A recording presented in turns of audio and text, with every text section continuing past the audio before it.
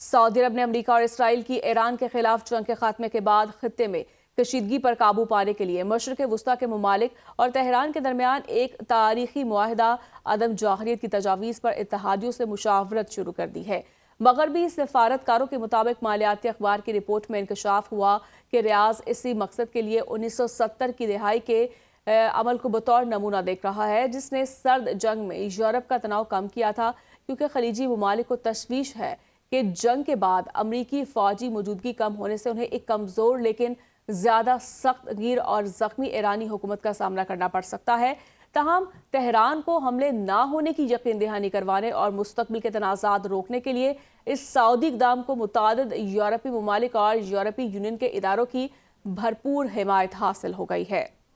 امریکی وزیر خارجہ مارکو روبیو نے امریکی ٹی وی چینل کو انٹرویو دیتے ہوئے واضح کیا کہ امریکہ کو ایران کے معاملے پر چین کی کسی قسم کی مدد کی ضرورت نہیں اور نہ ہی وہ اس حوالے سے چینی فریق سے کوئی مدد مانگ رہے ہیں۔ انہوں نے چینی موقف کا حوالہ دیتے ہوئے کہا کہ چین کا یہ کہنا بالکل درست ہے کہ وہ آبر ہرمز کو عسکریت پسندی کا مرکز بنانے اور وہاں ٹول ٹیکس نافذ کرنے کے خلاف ہیں، کیونکہ یہی امریکہ کا اپنا موقف بھی ہے، جبکہ انہوں نے مزید زور دیا کہ صدر ڈونلڈ ٹرمپ یہ بات بالکل واضح کر چکے ہیں کہ ایران امریکی اندرونی سیاست کو ہتھیار بنا کر واشنگٹن کو کسی بھی قسم کی خراب یا یک طرفہ ڈیل پر مجبور نہیں کر سکتا۔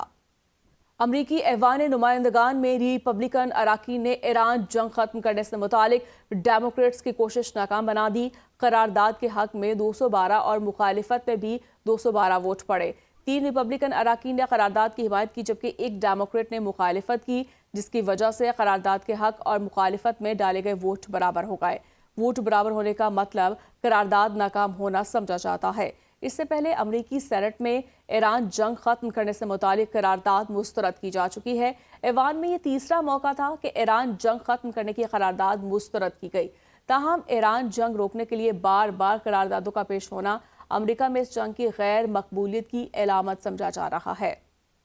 بحرین، کویت، سعودی عرب، متحدہ عرب امارات، قطر اور اردن سمیت 6 عرب ممالک نے اقوام متحدہ کے سیکریٹری جنرل کو مشترکہ خط لکھ کر آبنائے ہرمز پر ایرانی قوانین واپس لینے کا مطالبہ کر دیا ہے۔ خط میں واضح کیا گیا کہ کوئی بھی ملک آبنائے ہرمز پر یک طرفہ قوانین مسلط نہیں کر سکتا، جبکہ عرب ممالک نے ایران سے آبنائے ہرمز پر انتظامی دعووں سے دستبرداری، اسے بین الاقوامی جہاز رانی کے لیے غیر مشروع طور پر کھولنے اور پہنچنے والے نقصانات کے معاوضے سمیت 6 اہم مطالبے کیے ہیں۔